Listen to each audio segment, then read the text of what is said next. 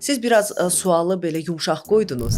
Deyim ki, mən istifadə eləmirəm, istifadə eləyirəm. Hər kəs Özdə necə lazımdır istifadə eləyirəm. Yaxşı mənada. Mən Rüyaya qulaq asıram. Sözsüz ki, xoşum Mən gəlir. Rüyanı çox sevirəm. Maraqlı mövzudan danışacağıq sizinlə. Düşündüm ki, bu mövzunu sizinlə müzakirə eləyərik. Maraqlı sualdır və doğru söylüyorsunuz. Mən bu mövzunu ümumiyyətlə sevirəm. Çünki hər şeydən öncə bir anayam, 2 övladım var. AI tənbəlləşdirirmi? Digər tərəfdən doğrudan da biz tənbəlləşirik. Çox belə yeni onlarda tendensiyalar var. Elə bil ki, ambisiyalar itib. İnsanı insan edən nədir? İnsanı insan edən xəyal etmək, arzu eləmə o qabiliyyətidir. Bir Azərbaycandan söhbət gedir sizcə. Ünsiyyəti aradan aparıb. Sizə maraqlı bir кейs danışacağam. Həyatımda mənim başıma gəlib, məhz süni zəka ilə bağlı. Mən bu günü gözləyirdim ki, sizinlə bunu müzakirə edeyim. Sizin bir millət vəkili olaraq, yəni də bizi təmsil edən bir sima olaraq. O Steve Jobs çıxanda mən çox onu visionary bir insan olaraq çox hörmət eləyirəm. Mütləq vacibdir. Məktəblər ümumiyyətlə ayrı bir mövzudur Anar bəy. Yəni məktəblər bizim uşaqlarımızı köhnə sistemlə hazırlayır. Bu futuroloqlar nədən danışırlar? Onlar deyirlər ki, çevik olmaq bacarığı əsas olacaq. İnsan özünü toparlamağa bacarmalıdır. Bizim super zəka ilə vuruşmağımız yox, onunla yaxşı bir əməkdaşlıq etməmiz lazımdır. Tam razıyam Liberman qardaşları ilə, doğrudan da elədir. Siz çox doğru bir şey söylədiniz ki, hər şey elə bil ki, səthidir. Deyirsiniz Rembrandtlar əmələ gələcəkdir. Bəli, mən optimistəm. Doğrudan da bizim evimizə daxil olub və bizim özümüz qapını açıb demişik, xoş gəlmisiniz. Özümüz qucaq açmışıq onlara. Salam Nigar xanım, necəsiz? Salam, təşəkkür eləyirəm. Çox sağ olun gəldiniz, dəvət etdik sizi. Biz neçə vaxt planlaşdırırdıq, hər dəfə hansı bir mövzular çıxırdı ortaya. Amma şükür ki, biz gəldik bərabər, sizinlə çox maraqlı bir mövzuya dəvət etdik sizi. Və düşünürəm ki, çox maraqlı bu günləri bizim bir müzakirəmiz olacaq. Bu bir intervyu olmur heç vaxt. Mən həmişə podkastı bir maraqlı söhbət kimi görürəm və düşünürəm ki, çox maraqlı söhbət eləyəcəyik. Təşəkkür edirəm dəvəti qəbul etdiyiniz üçün. Çox sağ olun Anar bəy, mən də təşəkkür eləyirəm. Bir müddət idi ki, danışırdıq, amma hər dəfə alınmırdı, səfərlər də çox olurdu.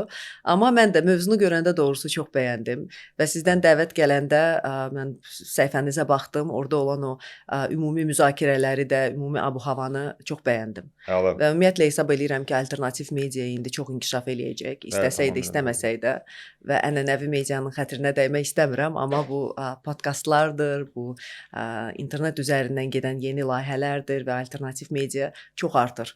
Və dünyada da, qərbdə də belədir. Ona görə sizə uğurlar arzu eləyirəm. Çox sağ olun, təşəkkür edirəm. Maraqlı mövzudan danışacağıq sizinlə. Bu günlər mövzumuz sizinlə AI ilə, gəncliyin AI dövründəki olan inkişafı haqqında danışacağıq. Mən bilirəm ki, sizin bu mövzularla bağlı maraqlı fikirləriniz var. Elə düşündüm ki, bu mövzunu sizinlə müzakirə eləyərik. Ümumiyyətlə, AI dövründəki olan gəncliyə baxdıqda, AI daha çox onlara kömək olur, yoxsa daha çox onları, işlərini və qərarlarını ləngidir? Yəni, öz düşüncə mexanizmləri biraz, şəxsi düşüncə mexanizmləri biraz ikinci planda qalır, yoxsa daha çox belə deyək, AI üzərində artıq fokus olmağa başlayırlar? Maraqlı sualdır və doğru söylüyorsunuz. Mən bu mövzunu ümumiyyətlə sevirəm və son illər çox bu haqda həm oxuyuram, həm fikirləşirəm. Çünki hər şeydən öncə bir anayam, 2 övladım var və görürəm ki, onların indi düşüncələri mənimkindən fərqlənir. Və həm AI, həm internet, bu rəqəmsallaşma, yəni yeni gənclik yetişdirir ki, yəni bu gəncliyin gələcəyi necə olacaq? Həm yaxşı, həm pis mənada, yəni biz bilmirik də, yəni əslində təhsil də o sahəyə əslində uyğun deyil. İndi bu mövzuya hər halda toxunacağıq. Siz biraz sualı belə yumşaq qoydunuz da, yəni ki, çox belə ehtiyatla sual verdiniz ki, AI ümumiyyətlə kömək eləyir və ya ləngidir. Yəni biraz təhlükəsiz sual oldu. Mən biraz daha sərt deyərdim. AI tənbəlləşdirirmi bizim gəncliyi? Və bu formada qoyardım sualı. Və deyərdim ki, əslində süni intellekt və bütün digər tendensiyalar kimi yaxşı və pis məqamlarla gəlir və həyatımıza artıq daxil olubdur. Yəni, hər kəsin əlində telefon var, hər kəsin qarşısında bir chat-GPT ilə olan o belə müzakirə var. Mən ona şəxsi psixoloq deyirəm həmişə. Doğrudan elədir. İnanın ki, məsələn, mən hətta ətrafımda olan yaşlı insanların ora yazıb məsləhət almalarını görürəm. Çox qəribədir. Amma bir tərəfdən çox rahatlaşıb həyatımız və gənclər üçün bu doğrudan da rahatdır. Yəni, girib oradan istənilən mövzuda və süni intellektin yaratdığı bütün bu imkanlardan istifadə eləmək olar. Amma digər tərəfdən doğrudan da biz tənbəlləşirik və bizim gənclərimiz rahatlaşır, tənbəlləşir və bu məni bir qədər qorxudur. Okay, maraqlı. Aha. Qorxudur. Çünki mən nə görürəm, biraz belə həyatdan imtina eləmə tendensiyası var. Qopmuş kimi olurlar sanki. Qopmuş kimi olurlar, rahatlaşıblar. Mən niyə karyera qurmalıyam? Mən niyə işləməliyəm? Mən ümumiyyətlə özümü axtarıram. Yəni bir fikir verin bizim indiki gənclərə. Bəli. Çox belə yeni onlarda tendensiyalar var. Elə bil ki, ambisiyalar itib. Sanki biraz necə deyim, özlərini daha çox AI-ya buraxırlarmı, yoxsa biraz daha çox belə deyək də artıq bir əhəmiyyətsiz bir gələcək bizi gözləyir. Əslində çox fikirlər var. Biraz o baş qarışdıran mövzular çoxdur da. Əlbəttə mən də görürəm ki, bunun müsbət tərəfləri də var, istifadə edənlər də var və müsbət yönümdə inkişaflar da var. Amma sizinlə tamamilə razıyam. Biraz ləngimə, biraz sanki həyatdan qopma. İnsanı insan edən nədir? İnsanı insan edən xəyal etmək, arzu eləmə o qabiliyyətidir. Gələcək planlar qurma, uğur qazanmaq istəyidir. Ambisiyaların olması pis bir şey deyil. Yəni uğur qazanmaq istəmək bu pis bir şey deyil. Əlbəttə. Yəni bu indiki gənclərimiz çox rahatlaşıblar. Biz süni intellektdən danışırıqsa, AI bizə bir çox fürsətlər açır. Və biz əslində çox böyük bir ixtiralar eləyə bilərik indi. Elə bir zamanda yaşayırıq. Tamamilə doğru. Amma biz ondan istifadə eləyə bilirikmi? İstifadə eləyirikmi o sahədə? Məsələn, əvvəlki siz filmlərə baxsanız və ya əvvəlki 19-cu əsrin ondan əvvəlində müəyyən kitablarını oxusanız, orada həmişə belə bir obraz var idi. Bir dəli alim obrazı. Bəli. Yadınızdadırmı? Bəli, Hətta bəli. bizim məsələn mənim sevdiyim bir film var idi. Bu Keçmişə qayıdış, Back to the Future. Yadınızdadır? Bilirəm, Orada bilirəm. o alim var idi. O nə bilim o maşın ixtira eləyir, gələcəyə öz laboratoriyasında nəsə eləyir. Yəni o zamanlar ixtiralarla yadda qalırdı.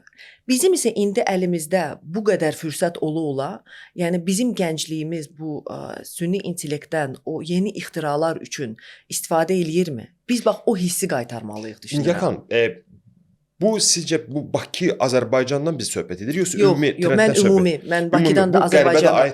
Bu qərbə də aiddir, bu dünyaya aiddir. Okay. Çünki indi doğrudan da bizim üzləşdiyimiz tamamilə yeni bir vəziyyətdir. Yəni bu süni intellekt o qədər bizim həyatımıza daxil olub, o qədər bizim artıq hisslərimizi, bizim düşüncələrimizi hətta proqnozlaşdıra bilən alqoritmlər üzərindən təbii ki, bacarığı var onun. Yəni bu tamamilə başqa bir şeydir.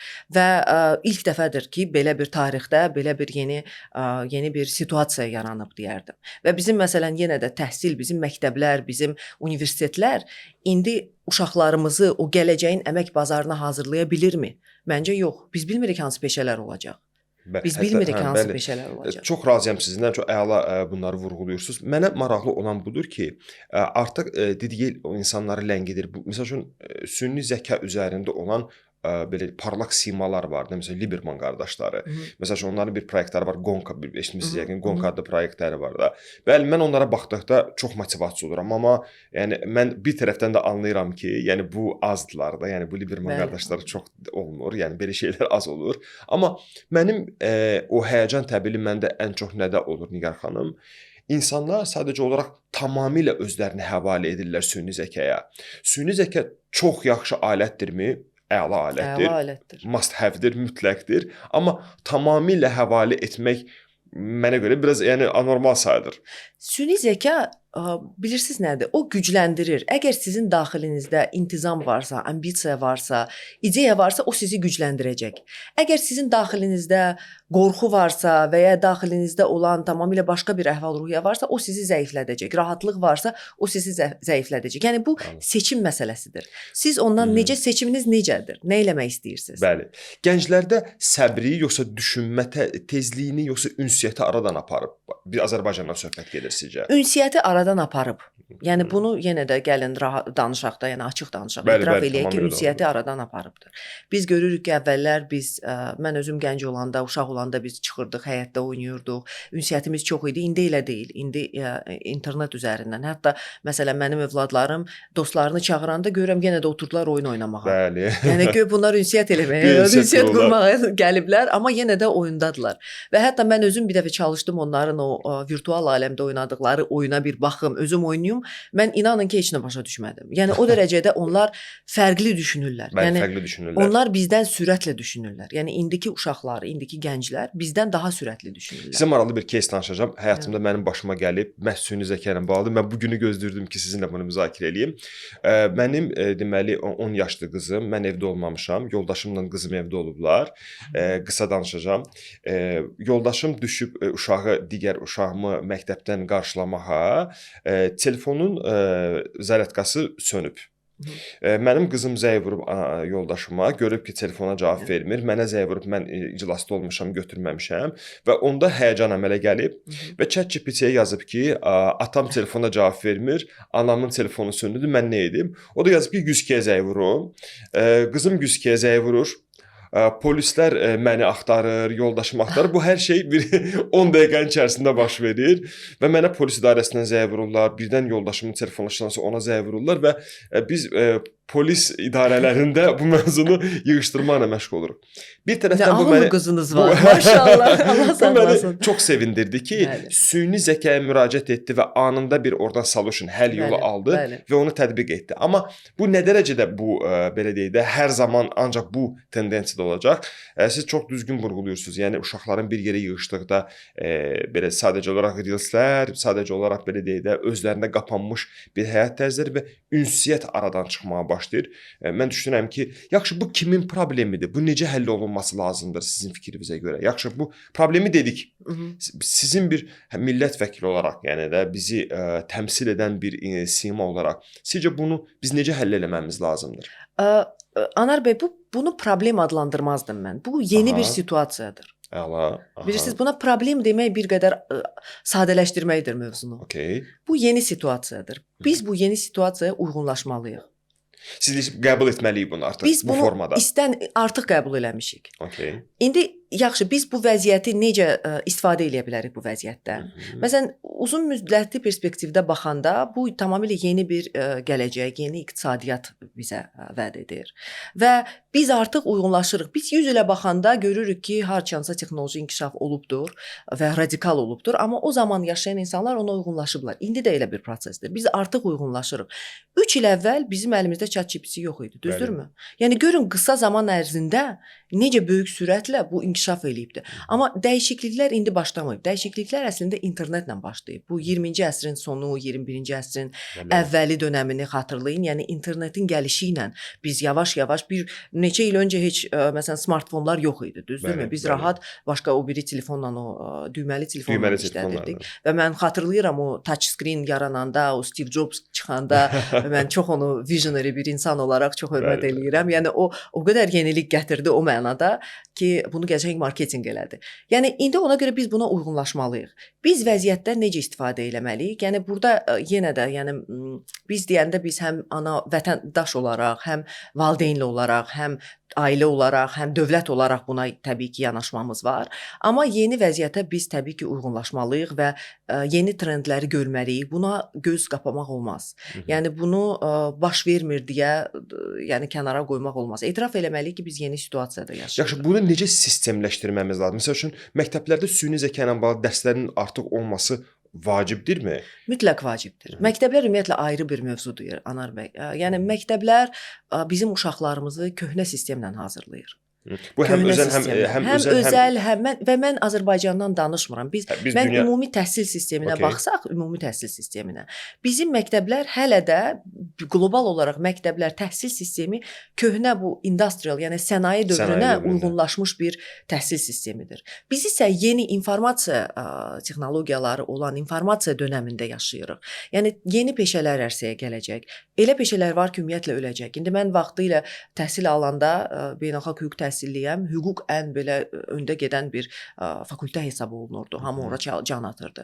İllər sonra hüquq ümumiyyətlə dəyişəcək. Bir çox şeylər avtomatik olaraq, yəni avtomatlaşdırılmış olacaq. Eyni ilə də məsələn maliyyə ilə bağlı olan müəyyən müəyyən funksiyalar dəyişəcək. Bəli, tamamilə doğru. Yəni ona görə bu uyğunlaşmalıyıq. Yəni dövlət nə etməlidir burada? Dövlət bu vəziyyəti bilərək müəyyən bir vəziyyətdə belə deyim, çərçivələr yaratmalıdır ki, yəni həm öz milli suverenliyi, milli maraqları qorunsun, həm uşaqların mental, məsələn, əqli o sağlamlığı qorunsun. Çünki məsələn siz əgər oxusanız bir çox bu futuroloqlar nədən danışırlar? Onlar deyirlər ki, çevik olmaq bacarığı əsas olacaq. Bəli, Flexible, yəni çevik olmaq bacarığı, həm də bu əqli sağlamlıq, mental sağlamlıq çox önəmli olacaq. Çünki adaptasiya, uyğunlaşmalısan sən.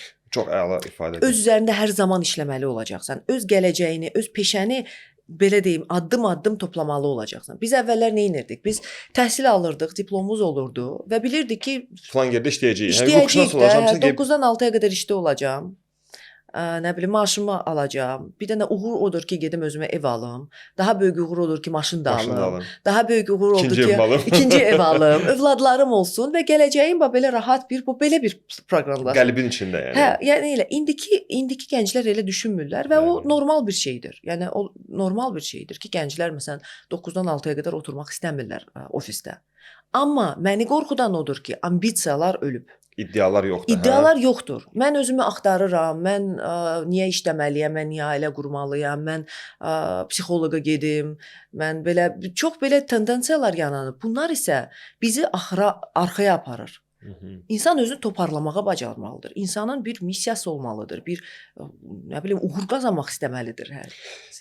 Çox maraqlı məqamları, hər bir cümlə böyük bir podkast çəkilişidir də sizin dediklərinizdə. Mən bu yaxınlarda Liberman qardaşlarının bir intervyusuna qulaq asdım. Podkastda dəvət olmuşlar. Bir 2 saatlıq podkast idi.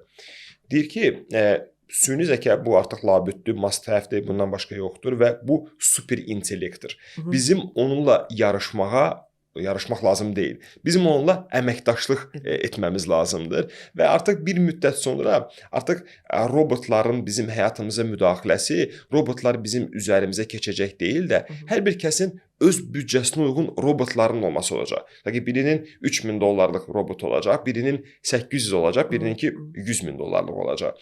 Və artıq o sənin öz peşəndə sənin texniki tərəfləri icra edəcək və həmçinin sənin öz sahəndə olan inkişafına doğru yönlər müəyyənləşdirəcək. Yəni bizim super zəka ilə vuruşmağımız yox, onunla yaxşı bir əməkdaşlıq etməmiz lazımdır. Tam razıyam Liberman qardaşları ilə, doğrudan da elədi və dediyim kimi bu yeni situasiyadır.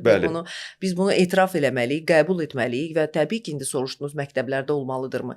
Məktəblərdə mütləq olaraq, yəni o fənlərdə və tək bir fən yox, yəni ümumilikdə bu məktəbin təhsil sisteminə inteqrasiya olunmalıdır ki, hər bir şey, yəni bu texnologiyalar gəlir, bunu necə araşdırma olmalıdır, yəni ki, gələcəyə baxış yeni olmalıdır. O proses ümumiyyətlə dövlət strukturları tərəfindən artıq prosesə start verilib ümumiyyətlə yoxsa yox? Yəni ümumiyyətlə bu ilə bir akademik inkişaf sistemi müəyyənləşib, yoxsa hələlik bu biraz öz axarı ilə gedir? Bəli, yox, bizdə o var. Yəni əgər xatırlayırsınızsa, cənab prezidentin də dəfələrlə həm çıxışlarında, həm məsələn o müşavirələrində o həm konkret olaraq bunu bildirmişdir ki, yəni ki, Azərbaycan bu informasiya texnologiyaları sahəsində olan bütün yenilikləri bilməlidir, inteqrasiya etməlidir bütün qurumlara, həm təhsilə, həm nəqliyyata, həm bütün sistemə. Ona görə təbii ki, bu var, amma bu bir günün işi deyil. Yəni bu bir qədər vaxt alan bir şeydir. O qədər də sürətlə hər şey dəyişir ki, yəni qeyd etdiyim kimi də, yəni 3 il öncə bizdə bu ChatGPT yox idi məsələn. İndi Grok var, indi çoxlu ChatGPT hələ ən sadəsidir. İndi Çinin buraxdığı o qədər bu süni intellektlə bağlı bu alətlər var ki, və bir çox yerdə mənim tanıdığım bir çox şirkətdə məsələn 10 nəfər işləyirdisə, indi onları ixtisara salırlar. O qədər yəni, hə? Var, maraqlıdır yəni. Var. Kiçik sahibkarlar tanıyıram ki, deyir ki, 3 nəfərdən rahat o işi görəcəm. Çünki mənim əlimdə artıq bu instrumentlər var və çox kiçik bir miqdara siz məsələn $20-dır da, səhv eləmirəmsə. Bəli, plus $20 məsələn sizin əlinizdə bu boyda böyük bir kitabxana mı deyim, bu boyda böyük bir bilik və məlumat, bilik yox, məlumat mənbəyi. əla. Məlumat mənbəyi, bilik yox, məlumat mənbəyi var. Yəni siz bundan təbii ki, uyğunlaşmalısınız, istifadə etməlisiniz. Həyatınıza necə daxil olub sizdən şəxsən? Yəni sizin gündəlik iş belə deyək də həcminizdə və yaxud gündəlik iş sosial həyatınızda ChatGPT olmasında, digər süni zəka olsun, nə dərəcədə sizin həyatınıza müdaxilə edib və sizə nə dərəcədə kömək olur? Çox müdaxilə eləyib. Deyim ki, mən istifadə eləmirəm, istifadə eləyirəm, Hər kəs özdə necə lazımdır istifadə eləyirəm, yaxşı mənada. Yəni mənim üçün bu tədqiqat bir mənbəyi olaraq nəyəsə hazırlaşıramsa, hansısa məlumat lazımdırsa, o mənə çox kömək olur. Yəni rahat olaraq bütün məlumatları. Texniki işlərinizi görür yəni demək Bəli, olar ki. texniki iş köməkçim kimi elə bir Köməkçim, istifadə bəli, eləyirəm. əla. Bəli, araşdırma lazımdır bu sahədə, dünyada nədir, qərbdə nə var, şərqdə nə var, o mənə rahat o məlumatları çatdırır Tamamilə məsələn. razıyam yəni. Yəni əvvəllər bunu neçə nəfər adam eləməli idi, həftələr lazım idisə, indi rahat onu istifadə eləyirəm. Sonra hansısa rahat suallar olanda istifadə eləyirəm. Məsələn, təbii ki, indi deyirlər ki, məsələn, bu tibbi mövzularla bağlı ora yaxşı olar ki, girməyəsiniz, çünki Bəli, yanlışlıq ola bilər və yaxşı ki, bunu da söyləyirlər, yəni ki, bütün qurumlar. Amma yenə də yəni əlimin altında olur, yəni işimdə mənə kömək olur bu. Çalışıram ki, ondan ağıllı istifadə eləyim. Çalışıram ki, özümü inkişaf etdirim, rahatlaşmayım. Yəni amma bunu mən belə deyim, özümə məqsəd qoyaraq Edirsiniz edirəm. yəni. Bəli, bəli. Anar bəy, yenə də hər kəs rahatlaşa bilər. Hər kəs deyə bilər ki, işimi görmüşəm, rahatam, bu qədər. Hə, dan. Bu qədər. Yəni düşünürəm ki, yaxşı bir şey var ki, məndə daxildə o iddialar var və gələcəkdə nə istəyirəm, o da var. Yəni optimizm də var. Həyatı da çox sevirəm. Ona görə çalışıram ki, maksimum olaraq əlimin altında olan bu imkanlardan, alətlərdən istifadə edə bilərəm. Sizin fikrinizə görə hardasa bir 10 il sonra deyək də, yəni onu zaten artıq bəzi şirkətlər illik büdcə planlamasını artıq etmirlər. Artıq onu bir arada 6 aylıq edirlər. İndi son dövrlərdə bildiyim qədərində artıq 3 aylıq büdcələmə edirlər. Çünki heç bir şey bilinmir ki, nə olacaq. Çünki bir ildən sonra həyatdakı tendensiya və trendlər o dərəcədə sürətlə inkişaf edir ki, biz demək olar ki, heç bir şey haqqında proqnoz verə bilmirik. Bəs sizin fikrinizə görə bir neçə ildən sonra gənclərimizdən söhbət gedir də, onlar daha çox ağıllı olacaqlar, bərabərdir, həmçinin quru olacaqlar, yoxsa necə görürsünüz? Yaxşı sualdır. Yəni yenə də deyirəm, gənclərimiz çox rahatlaşırlar və bu yaxşı bir şey deyil. Ağıllı olmaq istəsələr ağıllı olacaqlar. Bu seçim məsələsidir. Seçim məsələsidir. Yəni əgər istəsələr ağıllı olacaqlar. Amma məsələn bu informasiya texnologiyaları onlara çox fürsətlər verir.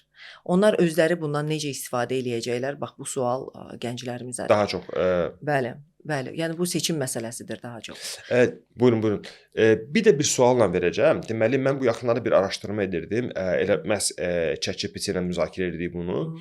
Mənə belə bir maraqlı bir şey, belə bir maraqlı bir statistika verdi ki, gənclərin daha çox belə deyək, ChatGPT-nin özünə müraciətlərinin biri onların daha çox əhəmiyyətsiz görünməsidir. Yəni onlar əhəmiyyətsiz görünməmək üçün maksimum informasiya yüklü olmağa çalışırlar. Siz maraqlı bir ifadə işlətdiniz, dediniz bilik yox, məlumat bazası da. Onlar sadəcə artıq biliyi biraz bir tərəf edib daha çox məlumatlı olum, bu mənim üçün kifayət edər, kafi olar fikrində irəliləyirlər və bu düşünürəm ki, bu biraz mənim fikrimə görə bu biraz riskdir. Bu biraz necə deyim, biraz təhlükədir. Çünki dediyim kimi dip, yəni dərin bilik, dərin savad sanki biraz artıq kölgədə qalmış kimi olur. Hətta digər bir sorğunu da sizin nəzərinə çatdırım. Həkimlik mövzusu artıq sual işarəsi altına gəlib çıxır ki, artıq heç kim 6 il, 7 il, 8 il oxumaq kimi bir istəmirlər. Demək olar ki, bu da biraz aradan çıxır. Bəs sizin fikrinizə görə yeni peşələr, yeni artıq ixtisaslar formalaşırmı? Yəni formalaşacaqmı bu yaxın gələcəkdə? Siz çox doğru bir şey söylədiniz ki, hər şey elə bil ki, səthidir. Bax, o çox gözəl bir məqamdır. Yəni bizim hər şeydən məlumatımız var. Və gənclərimizin də indiki tendensiyalara baxsaq, yəni məlumatlılıq artır. Amma hər şey çox səthidir, biliklər də səthidir. Məsələn, o dərindən bir sahəni bilmək, dərindən onu öyrənmək kimi yanaşmalar elə bil ki, çəkilir yoxdur artıq, o yanaşmalar aradan qalxır. Məsələn, fikir versəniz bu fundamental elmlərə, Aha. fizikadır, kimyadır, astronomiyadır. İndi mən fundamental elmlər üzrə mütəxəssis deyiləm, onu da heç bir iddia da eləmirəm, amma mənim bir müşahidəm odur ki, orada bir böyük bir sıçrayışlar yoxdur. Biz elə bil ki, hələ 1930-cu ildə köhnələrdən gəlirik. bəli, olan müzakirəni indi də eləyirik. Orada ciddi bir sıçrayış yoxdur. Əla. Çünki hətta süni intellektin özü bu nədir? Bu large language models deyirlər də, LLM. Yəni bu bir Excel cədvəlidir və bu əslində bir kitabxanadır. Və orada sıçrayış hardadır? Bunun elə bil ki, bu infrastrukturun sinergiyasındadır ki, data sistemləridir, çiplərdir, yəni bütün bu məlumat oradadır. Amma məsələn biz əgər baxsaq ki, fizika sahəsində, yəni orada fundamental elmlərdə hansı sıçrayışlar var, orada biz hələ də ləng gedirik. Yəni o dərindən məsələsi, dərindən bilmə məsələsindən danışıram mən. Bəli. Və məsələn əgər siz indi internetdə olan o intellektuallara da baxsanız, təbii ki, ağıllı insanlar o qədərdir ki, o qədər gözəl, maraqlı mövzular var və intellektuallar var ki, onlar nə bilim təbiətdən, dünyadan, astrologiyadan düşünürlər də, danışırlar da. Amma təəssüf ki, hətta onlar indi internetin bu yeni tendensiyasına uyğunlaşaraq daha çox auditoriyanı cəlb eləmək üçün mövzuları qaldırırlar. Əla. Düzdürmü? Məhəlli Like xarakterli. üçün. Like Məhəlli xətrinə. xarakterli. Əla. Bəli. Like xətrinə. Biri çıxır deyir ki, Tanrı yoxdur. Biri çıxır deyir məsələn ki, ki hype axtarırlar. Biri çıxır deyir yox, gəl bunu belə müzakirə eləyək. Mən onları başa düşürəm çünki onlar auditoriya toplamağa çalışırlar. Bəli, və buna görə like xətrinə, yəni burada keyfiyyət yox, daha çox kəmiyyət. Bəli, bəli. Yəni, çox əla məqamlara vurğuladınız. Və bu baxımdan da bu bir bizim yeni də yeniliyimizdir. Bu da bizim üzləşdiyimiz bir yenilikdir. Amma biz o ixtiraları qaytarmalıyıq. Biz gənclərimizə aşılamalıyıq ki, yəni sizin əlinizdə bu qədər böyük fürsətlər var. Siz dahi ola bilərsiniz. Siz ya tənbəl, ya dahi ola bilərsiniz. Çox əla məqamı vurğuladınız. Mən bilirəm ki, siz rəssamlar ailəsində böyümüsünüz. Həm atanız, həm ananız səhv etmirəmsə rəssam olub. Demək, mən bu yaxınlarda Parisdə Louvre-a getdim. Oradan sonra getdik Van Goghun muzeyinə getdik və Van Goghun muzeyinə daxil oldu. Dedim ki, mən səni uşaqlıqdan tanıyıram. Bəli. Uşaqlıqdan mən sənə bələdəm və indi biz səninlə belə deyək də artıq kimya olaraq birləşdik. İndi varmı misal üçün, baxın, adi bir mövzudur da, yəni rəssamlıq. Yəni biz belə deyək, Claude Monet-in əsəri olsun, Rembrandtın əsəri olsun, biz saatlarla baxarıq. Hətta bir situasiya oldu. Mən düşünürəm ki, sizə maraqlı olacaq. Van Goghun Sunflower əsəri var. Onun qabağında dayanmışdım. Bir xanım da mənim yanımda dayanmışdı. Və xanım çox belə gözəl, görkəmli bir xanımdır. Xanım baxdı və başladı birdən ağlamağa. Əsərin içinə daxil olub başladı ağlamağa və göz yaşını sildi, sonra davam etdi sözsüz. Louvre-da baxırsınız, nə bilim, Titianın əsərlərinə baxırsınız, nə bilim, Da Vinci və sairələrin əsərlərinə baxırsınız. İntibah dövr rəssamlarından söhbət gedir. Yəni sizcə biraz süyünüzə ki, bizim əlimizdən bu rəssamlığımı deyim, artı da biraz əlimizdən almış kimi görsənirmi sizcə? Çünki məndən soruşsanız ki, bir 5 dənə, 6 dənə belə deyək də, yüksək səviyyəli, belə deyək də, prodigy bir rəssamların adını çəkə bilmərəm. Bəlkə də var, mən tanımıram onları. Sizcə biraz əlimizdən almırmı bunları? Bəli, yəni bizim yeni bir bu situasiyada, yeni bir dünyada çox təəssüf ki, emosiyalarımız da dəyişir. Məsələn, bizim o qədər o qısa videolara baxırıq ki, o dopamin dozası alırıq ki, məsələn, mən son özümə baxıram, mən elə bir film axtarıram ki, mən ondan həyəcanlanım, ağlayım, mənim ruhuma toxunsun. İnanın ki, belə bir şey tapa bilmirəm. Yəni bu o demək, bir tərəfdən bəli, indi elə bil ki, biraz indi kinematografiyaya gəldik. Orada elə bil ki, bir qədər böhran görürəm mən Hollywoodda, yəni yoxdur elə bir film. Amma digər tərəfdən başa düşürəm ki, yəni söhbət filmlərdən getmir. Söhbət ondan gedir ki, biz artıq o qədər hər şeyə öyrəşmişik ki, o qədər yəni bəsit olub ki, təəccübləndirmək çətindir. Bizi təəccübləndirmək çətindir. Ona görə o dediyiniz o xanımın o əsərə baxıb ağlamağı çox gözəl bir haldır ki. Bəli, yəni o necə emosional bir məqam yaşayıbdır və ona görə deyirəm, yəni bizim bu süni intellekt çox bizim üçün fürsətlər açır. Gənclərimiz dahi olmağa çalışmalıdırlar və o fürsət var indi Anar bəy. Məsələn, biz əgər baxsaq 19-cu əsrdə o qeyd etdiyim kimi o alimlər, onlar 1-2 nəfərdən müəyyən bir ixtiralar eləyə bilirdilər. Yəni o zamanlar elə idi. Sonradan 20-ci əsr gəldi, 20-ci əsrin sonuna yaxın artıq bu mümkün deyildi. Çünki sənin bir ixtira eləmən üçün mütləq maliyyə lazım idi, mütləq böyük ya laboratoriya, ya böyük bir məkan olmalı idi, dəstək olmalı idi. Yəni heç kəs resurs yox idi demək olar. Resurs olmadan eləyə bilməzdin bunu sən. İndi yenidən o məqama gəlmişik ki, biz özümüz bunu eləyə bilərik və hətta bunun üçün sən oturub hansısa qərb ölkəsində oturmalı deyilsən. Kənddə oturaraq, kafe-shopda oturub hələ kafe-shopda oturub, yəni onu eləyə bilərsən. Bəli, bəli. Yəni ona qədər. Amma qeyd etdiyiniz o art, yəni incəsənətə ümid eləyirəm ki, ehtiyac olacaq. Deyirsiniz Rembrandtlar əmələ gələcək. Bəli, mən optimistəm. Mən ümumiyyətlə həyatda optimistəm, olacaq. Bəli. İnşallah olsun. Mən Liberman qardaşlarını çox aktiv izləyən biri kimi hər zaman onlardan istinadlar verməyi sevirəm. Onların maraqlı bir ifadəsi var. Deyir ki, biz indi ultra fürsətlər dövründə yaşayırıq. Maksimum fürsətlər yox, ultra fürsətlər. Yəni bu günləri sən bir bacarığınla bütün dünyadakı olan qapıları aça bilərsən və sənin haqqında danışa bilərlər bunu. Sizin bayaq qeyd etdiyiniz kimi 3-4 il bundan əvvəl biz süni zəkatın gələndə dedik robotlar evimizə girəcək, bizi işğal eləyəcəkdi. Amma biz doğrudan da bizim evimizə daxil olub və bizim özümüz qapını açıb demişik, xoş gəlmisiniz. Özümüz qucaq açmışıq onlara və ondan çox dediyim kimi bayaq sizin qeyd etdiyiniz kimi bizim ondan sadəcə istifadə etmə yöntəmlərimiz lazımdır. Məsəl üçün onlardan biri məsəl üçün düzgün promptların yazılmasıdır, düzgün belə requestə, yəni sorğuların verilməsidir. Bax, mən hər zaman bununla bağlı sizdən soruşmaq istəyərəm. Sizcə, məsələn, biri ChatGPT-yə hansısa bir requestlə bağlı, bir sorğu ilə bağlı müraciəti var və onu kör təbii formada edir, amma bunun təhsili olarsa, bunu daha dolğun etmiş ola bilər və o daha faydalı iş əmsalı əldə edə bilər. Mən ona görə soruşuram sizdən ki, yəni məktəblərdə, siz Azərbaycandan söhbət gedir, məktəblərdə bu yöntəmlə bağlı bir irəliləyiş görürsünüzmü, yoxsa yox? Ümumiyyətlə təhsil bütün bu danışdığımızın bir həllidir. Yəni bütün bu təhsil ən önəmli bir şeydir. Ən önəmli. Özümüzdə təhsil almalıyıq, yəni özümüzü inkişaf etdirməliyik. Yəni o demək deyil ki, biz artıq təhsil almışıq, bitirmişik. Yəni hər bir şəxs ömrünün sonuna qədər oxumalıdır, təhsillərini artırmalı, təhsilini, biliklərini artırmalıdır və təbii ki, məktəbdə də bu olmalıdır. Və bu ixtiralar üçün intellektual cəsarət lazımdır və səbr lazımdır. İntellektual cəsarət və səbr lazımdır. Məktəblərdə isə təbii ki, bu daxil olmalıdır sistemə və mən bilirəm indi bizim Təhsil Nazirliyi də bunun üzərində işləyir.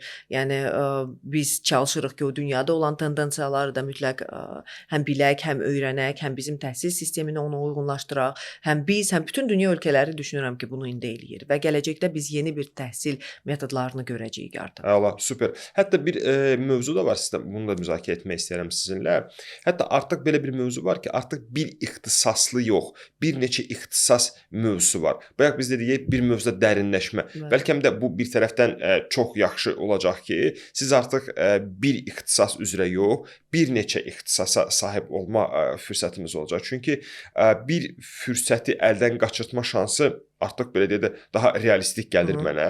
Amma bir neçə ixtisasın olarsa, hətta ixtisas deməzdə peşə deyərdim. Onlar olarsa, bundan maksimum faydalanmaq olar mənim fikrimə görə.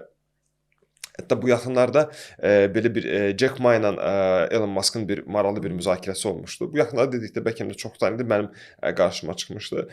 Elon Musk'ın ifadəsi var idi ki, artıq süni zəka və robotlaşma bizim həyatımızın ən əsas hissəsini alacaq. Jack Ma buna qarşı çıxmışdı. Dedi ki, bizim emosiyalarımızı əlimizdən ala bilməyəcək. Razısınız onunla? Məncə emosiyalarımıza təsir edəcək. Mən burada Elon Musk'a daha çox ona meylənirəm. Bəli, təbii ki, yəni onlar qədər biliklərim yoxdur, ona görə deməyim çətindir. Yəni bütün dərinliklərini bilmirəm mən də bu mövzunun, amma mən daha çox Elon Musk'a yönəlirəm ki, emosiyalarımızı manipulyasiya edə biləcək. Hətta bəli. Çünki alqoritmlər görürsüz necə işləyir. Yəni siz bir mövzuya baxsanız, bir saniyə daha çox bir videoda dursanız, dərhal o tipli məlumatlar gələcək artıq sizin qarşınıza. Big data çox yaxşı işləyir yəni. Çox. Və bu süni yaradılmış kontent çox olacaq. Süni Bəli. yaradılmış kontent. Yəni biz artıq indi siz video TikToka girsəniz, Instagrama girsəniz, orada o qədər AI ilə yaradılmış video var ki və fərqini artıq indi çox insanlar, yaşlılar indi artıq bilmirlər ki, bu AI ilə yaradılmış bir videodur ya yox. Yəni alqoritmlər elə işləyir ki, sizə uyğun olan mövzunu qarşınıza çıxaracaq və bu AI ilə yaradılmış kontentə siz çox bağlı olacaqsınız. AI ilə bağlı kontent. Siz deyəndə biz hamımız biz. AI ilə bağlı kontentlə bağlı maraqlı bu yaxınlarda bir məqalə oxumuşdum. Deyir ki, süni zəka ilə hazırlanmış musiqilər var da, xanım, bəy səsləri var, biz ona qulaq asırıq. Bunu biraz nəyə oxşadıblar hər zaman? Deyir ki, bu hər zaman olacaq və bunu sanki biraz fast food-a oxşadıblar. Amma deyir ki, biz hər zaman belə deyək də, hansısa yeməyi yeyirik və amma yemək yeyəndə deyirik, ev sayağı yeməyin qiyməti daha biraz bahalı olur və yaxud süni zəka ilə hazırlanmış musiqiçinin səsi bir müddətdən sonra adamı yorur. Mən bunu yoxlamışam. Siz bilməm yoxlamısınız yoxsa yox. Bir dəfə yoxlayın. Məsəl üçün siz atıram, Röyaya qulaq asarsınızsa, Röya illərlə qulaq asarsınız da. İndi mən Röyaya qulaq asıram. Sözsüz ki, xoşum gəlir. Mən Röyanı çox sevirəm. Yəni amma siz bir süni zəkada olan bir musiqini dinlədikdə maksimum 4-5 dəfədən sonra bezəcəksiniz. Çünki insan kimyası yoxdur orada və insan kimyası olmadığı təqdirdə siz artıq ondan yavaş-yavaş qopacaqsınız və bu bir növ Röya belə deyək səsini daha da bahalılaşdıracaq. Çünki o artıq real səs olduğuna görə onun qiymət əmsalı süni zəka tendensiyalarını göstərir ki, biraz qalxmış olacaq. Anar bəy, maraqlı mövzudur bu əslində. İndi baxın, incəsənətə həmişə yer olacaq.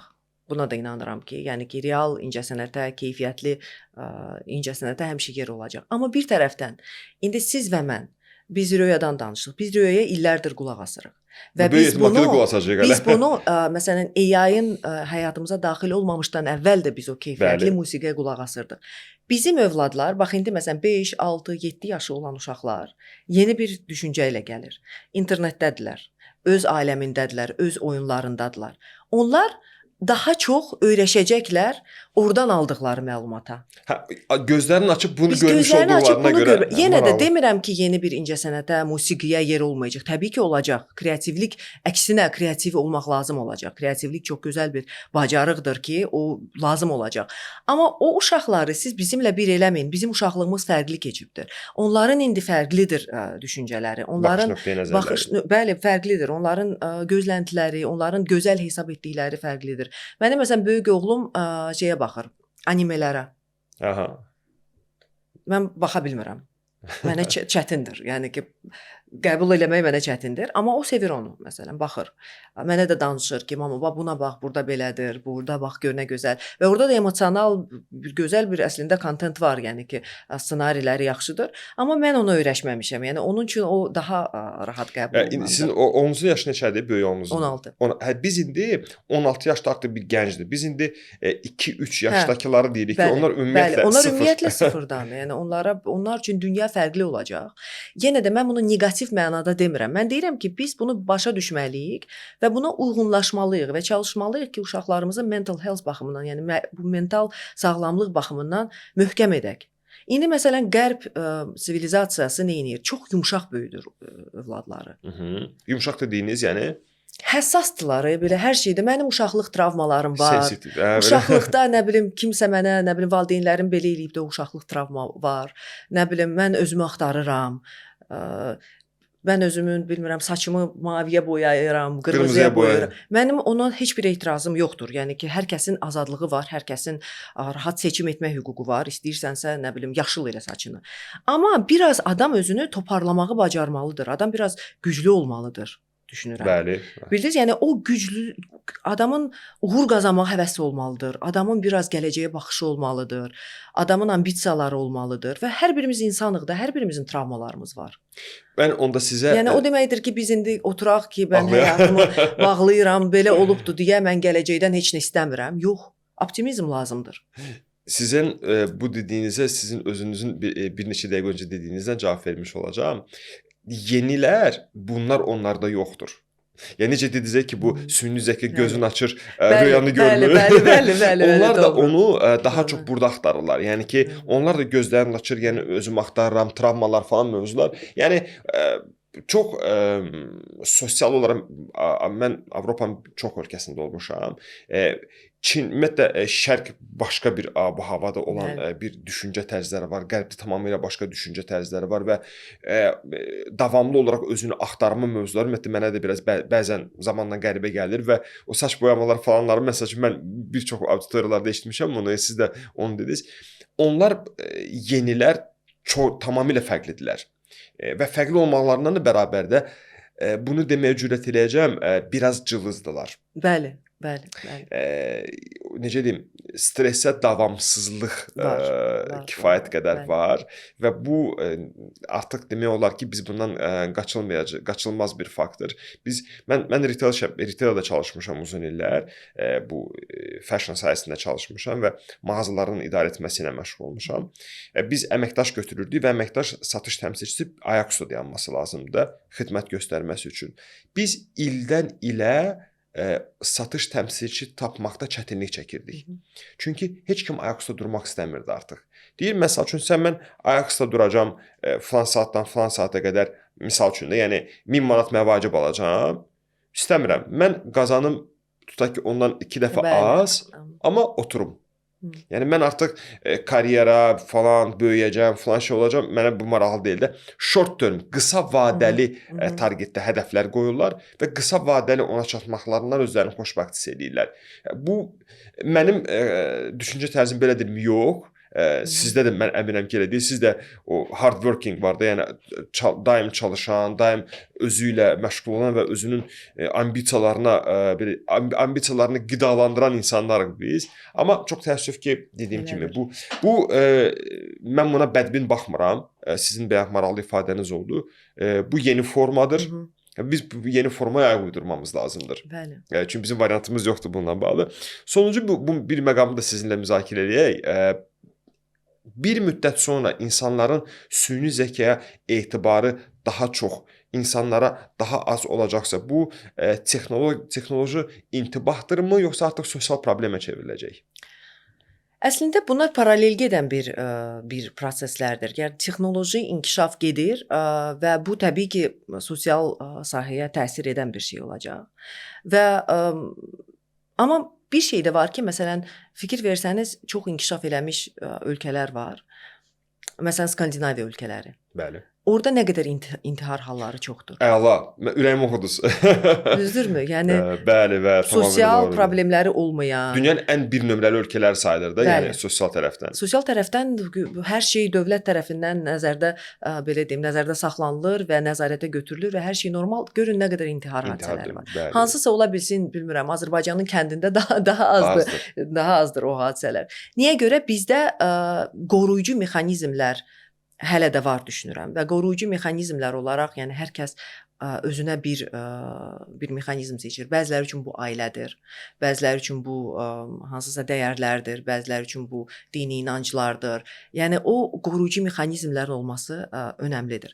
Amma təbii ki, indi texnoloji inkişaf getdikcə buna dövlət də uyğunlaşmalıdır, müəyyən çərçivəni də qurmalıdır.